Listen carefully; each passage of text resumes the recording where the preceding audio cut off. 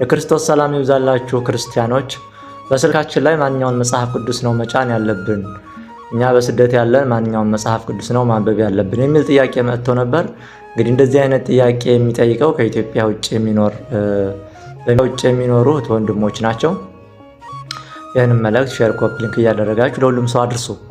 በዚህ ገጽ የሚለቀቁ ትምህርቶች ብዙ ጊዜ 24 ሰዓት ሳይሞላቸው ይወርዳሉ እና እንዳይሰሩ ይሆናሉ፣ ይሸፈናሉ ምናምን ነገርና ሼር ኮፒ ሊንክ እያደረጋችሁ ለሁሉም ሰው አድርሱ ማለት ነው።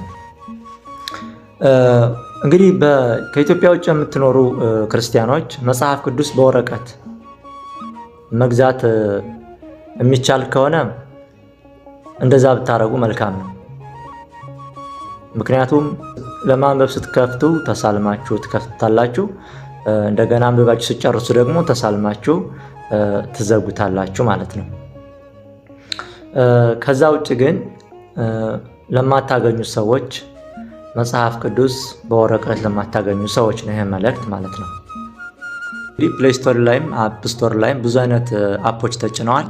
ማንኛውን ነው ማንበብ ያለብን የሚለው ነው። እንግዲህ እዚህ ስክሪኑ ላይ የምታዩቸው 4ቱ መጽሐፍ ቅዱስ ናቸው። አንደኛው መዝገበ ጸሎት የሚለው ደግሞ የጸሎት መጽሐፍ ነው ማለት ነው። እንግዲህ ከነዚህ ማንኛውን አንብብ የሚል ነው ጥያቄው ማለት ነው። የመጀመሪያው ይሄ ጥቁሩ ከእንግሊዝኛ ፓስ ተደርጎ የተገለበጠ ይመስለኛል። ብዙ ያልተለቀሙ የጎደሉ ፊደሎች ምናምን ያልተስተካከሉ ነገሮች አሉት። ስለዚህ ስናነብ ይህን ከሆነ የምናነበው በጥንቃቄ ሊሆን ያስፈልጋል ማለት ነው። ሁለተኛው ቀጥሎ ያለው ነው። ይሄም ከዚህኛው ከጥቁሩ በተሻለ አጻጻፍ የተጻፈ ነው። በእርግጥ ሁለቱንም አንብቤያቸዋለሁ። የሚጎላቸው ፊደል ነገር አለ። የፊደል መጉደል ችግር የለውም፣ ሌላ የስህተት ትምህርት ካልተቀላቀለበት ማለት ነው። ከነዚህ ከሁለቱ እነዚህ ሁለቱ ተሟልተው የተጻፉ ናቸው ማለት ነው። ይሄኛው በ2008 አካባቢ አፕ ስቶር ላይም ፕሌይ ስቶር ላይም ተጭኖ ነበር። ከዛ ግን አፕዴት አድርገውት ወደዚህኛው ተቀየረ ማለት ነው።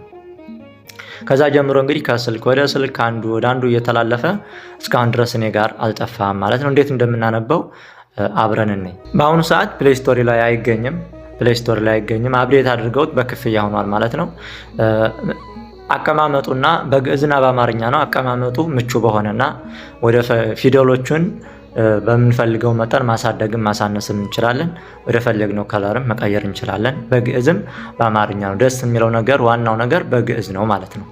ምክንያቱም ከአማርኛው መጽሐፍ ቅዱስ ለማንበብና ለመረዳት ግዕዙ ስለሆነ በለጠ ለኛ ጥሩ የሚያደርገው ማለት ነው።